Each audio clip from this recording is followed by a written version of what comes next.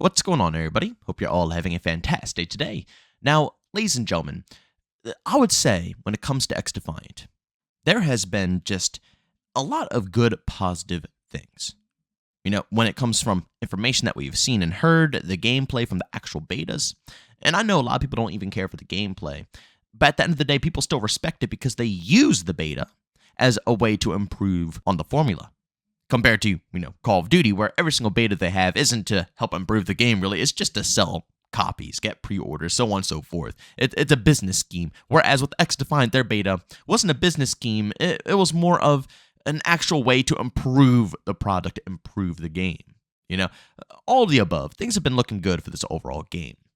But recently, I will say, there has been some information that I see a lot of positives. I want to say that. I see a lot of positives out of this post that Mark Rubin has put out for the overall community.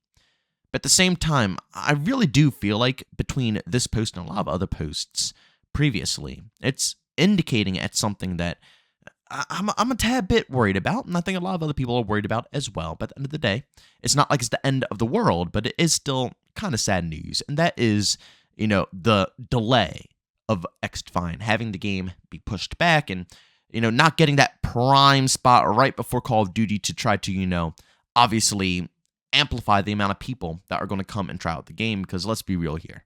Let's be completely real. Even though me, myself, and I know a lot of other people are going to switch from Call of Duty to Xdefiant and play a ton of this game. A lot of this game, At the end of the day, when it comes to the mass majority of the casual audience out there, a lot of people are going to end up picking Call of Duty regardless. It's going to happen. It's just going to naturally happen. So making sure that time slot hits is very crucial. But again, like I said, after piecing all these different messages together, it seems it might be a possible delay. But let's go right into the actual message that Mark Rubin put out for the overall community. It says, "Hey all, I know it's been quiet and I apologize for that. We're in a phase where we are submitting Xdefiant for release and squashing any last minute bugs. And on a new IP, not a sequel to a sequel, we are taking the time to get those steps right. I love how excited everyone is about our game. We've reached many more people than we ever expected already, and I share your frustration on just wanting to be able to play. But unlike what my mom thinks, making a game isn't all fun and games, and not every part of the process is as fun as others. But there is light at the end of the tunnel. The team is hard at work, and we are making progress every day to get the game in your hands as soon as it's ready. Thank you again to everyone for being fans of our game, and I hope to see you all soon in game." Again, a lot of good things. I love when he comes out and communicates with us. It's something that you never see when it comes to any of these other development teams, like, Call of Duty, cough. They would never take these steps to keep us posted on where they're at in the current cycle. Every single time Mark Rubin puts out a post, it's always to update us on where they're at, what they're doing. And even though, he's slowing down on posts, obviously, because the game isn't out right now, they're trying to clean it out, make it good so it can be produced and launched. So obviously the communication is going to be a little bit less, but he still communicates. It's not like he goes, completely under the radar. No, he's still there. It might be a little less frequent, but he puts out good, meaningful posts every single time. But again, I'll be real, from reading this post, to me personally, it really does seem that Xdefiant is in a current phase where it's just bugged to death. It's going to be a lot of work, a lot of dedication to be able to polish it off. But from what I believe, I don't think these developers are going to release this game in an unplayable state.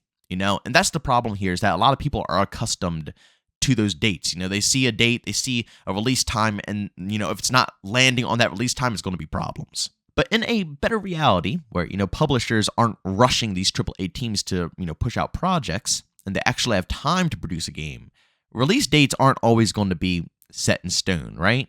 They have to make sure the game is good. It has to be polished. It has to be bug-free. It has to be enough content. It has to be something that's playable, because that's how you make the best of games. That's how you make the games that pop off, gain a ton of success, and actually leave, a footprint in the industry here, at least the FPS industry or any other, genre of games that you guys enjoy. This mindset, this way of designing games can go across the whole gaming scene. It doesn't just have to be FPS. But for once, at least in the FPS scene, we finally have a development team that is willing to be patient, Or at least, I feel like all development teams are willing to be patient. It just depends on the publisher. But I feel like Ubisoft is cutting them, a lot of slack here with Xdefiant. And I do believe that there's going to be enough time for them to take as long as they need to make sure that this game comes out properly.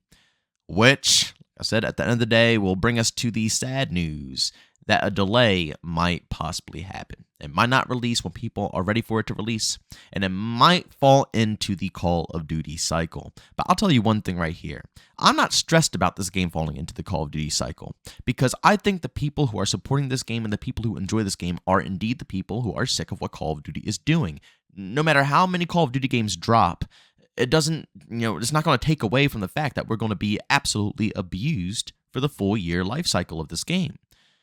Well, maybe that'll change, who knows, but, people aren't stupid. It's happened time and time and time again. People don't want it to happen, for the 50th time in a row. So I really do think that even if they can't tap into the massive casual audience of, Call of Duty fans who might be looking for something a little different from Call of Duty, there's still going to be a ton of people who will back up and support this game. It doesn't matter if it launches during Call of Duty, after Call of Duty, before Call of Duty. There's going to be people who will support this game no matter what. I know there's tons of Call of Duty channels also out there who will support this game easily, in a heartbeat. Even if it's in the middle of the Call of Duty cycle, they'll gladly drop Call of Duty news, Call of Duty content to discuss this game, support this game, and push it along. So even though this delay is happening, I know it's going to be hard for some people out there, and I know people are going to be disappointed, but I want you to still try to keep your cool with this and be fine with them actually perfecting the game, and know that even though it's a delay, it's for the better of the product. It's not a delay that's going to be pointless. No, it's a delay that's going to help improve the game. These developers, they don't mess around. Like I said, from the closed beta to the open beta, there was a massive improvement. So I can only imagine from the open beta to the actual release, this is probably going to be a tremendous improvement. But in order to do that, they actually have to put in work on the game, which might take up a little bit more time compared to other people out there who don't have to do so. And just like Mark Rubin said in his post, I thought this was just absolutely amazing, saying that, this game isn't a sequel to a sequel to a sequel. It's a brand new project that has to make sure that everything is polished, through and through.